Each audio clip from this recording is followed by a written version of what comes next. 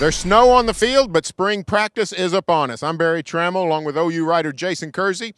We're here at Owen Field, where OU spring practice begins Saturday. Bob Stoops addressed the media today, and Jason, we had some news. Joe Mixon will practice, but will not participate in the spring game. Yeah, that was very interesting because I think the thought was if he was part of spring practices, he was going to be fully back part of the team. But this must be one more thing that they're working him back in. This is one more consequence of the incident last year that led to his suspension, and so he will not participate in the spring game, which I assume means that he still has some things to do to earn his way all the way back.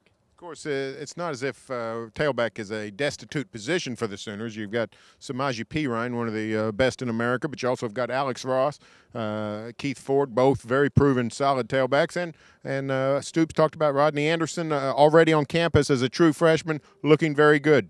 Yeah, Rodney Anderson from the Houston area.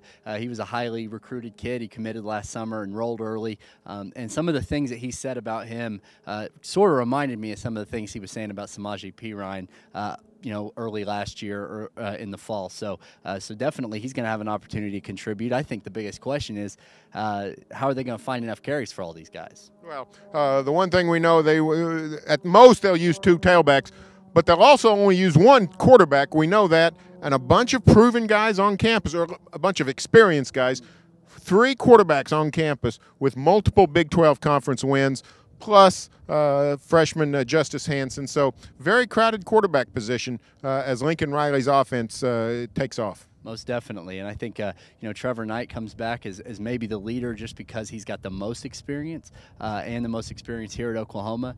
But his performance last season, especially in the Russell Athletic Bowl, I think makes it a very much an open position. Baker Mayfield is a guy everybody's excited about, transfer from Texas Tech, had a lot of success down there as a freshman. And then Cody Thomas, who did not throw the ball very well last year, but we know he can throw the ball well, and I think in a lot of people's minds, he may be the most suited quarterback for this offense because of his passing ability. Well, quite the quarterback competition. Every OU spring is interesting when there's a quarterback derby on. Stay tuned for further OU football coverage here on News OK and every day in the Oklahoman.